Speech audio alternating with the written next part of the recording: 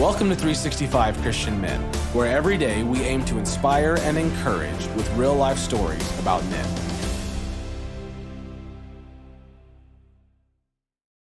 September 30th, Lewis Hayden.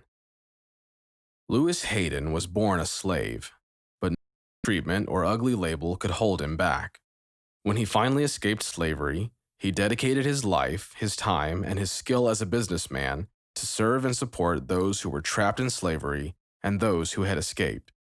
Hayden ran a clothing store where he dressed runaway slaves, and he held meetings and campaigned against slavery.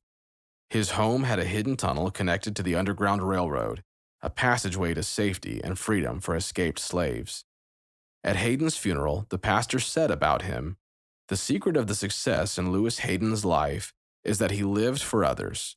He was indeed a prince among us." On this date, in 1850, Lewis Hayden became the chairman of the Friends of Liberty. Circumstances can drag a man down, but God-given dignity can lift him up. In 1811, Lewis Hayden was born a slave to a family of 25 in Lexington, Kentucky. Not an ideal situation. While he had family members all around him, life for a child slave was not safe. Lewis was property, like a dog or a hamster is property. If slave children were disobedient or showed any kind of free spirit at all, they could be beaten just like adult slaves. Their owners did not see them as human beings, just things to be used. His father was sold off first, and Lewis knew that at any time he could be sold too, or his mother or his siblings. This molded Lewis's firm belief that he was only worth what someone was willing to pay for him. When Lewis was 10, it finally happened. His owner sold all of Lewis's family to different slaveholders and traded Lewis to a traveling salesman for 2 horse carriages. In one instant, Lewis lost his entire family. He was left alone, a young slave. Not much sense of self-worth after that. Not much of anything to cling to. When he was 14, an American Revolutionary War soldier visited Kentucky, and one day he strolled past Lewis and he tipped his hat.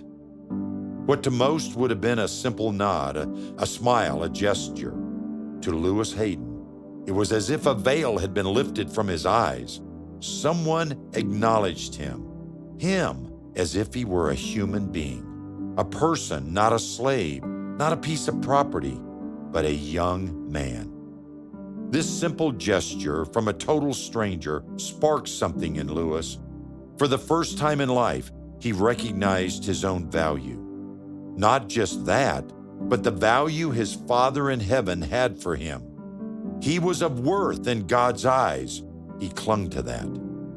Not that Lewis's troubles magically disappeared. They didn't.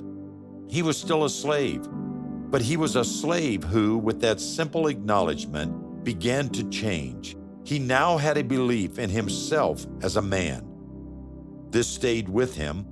A few years later, he approached Lewis Baxter, an insurance office clerk, and Thomas Grant, an oil manufacturer, and asked if they would buy him and hire him to make money for them and let him keep some of his earnings to eventually buy his own freedom.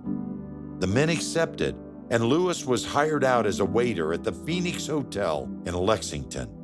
And now, knowing his own value as a man, he worked hard and began to save for his own freedom. Then in 1844, Lewis, still a slave working at the hotel and now married with a stepson, both of them slaves, and fearing his family could be separated, met another man who loved God.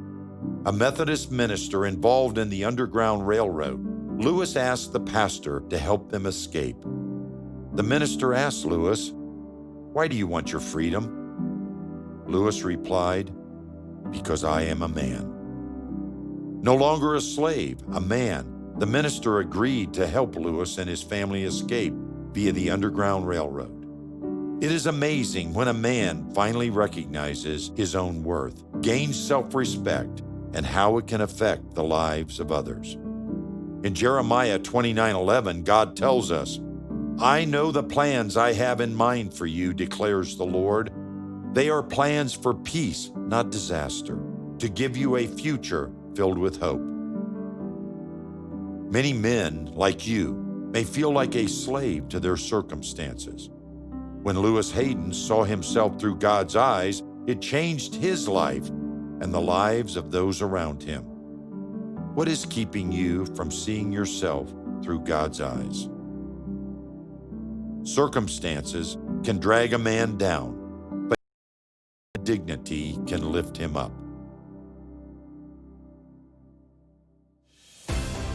Thank you for listening to today's story. Every day of the year, our hope is to inspire you with real-life stories of faithful men who have gone before us.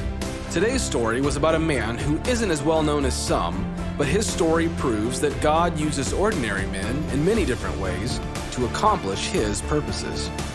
Is there a man whose story has inspired you, but most people have never heard his story? We would like to hear his story and maybe include him in 365 Christian Men. Please visit our website to share the story of a man who has inspired you, and join us tomorrow at 365christianmen.com.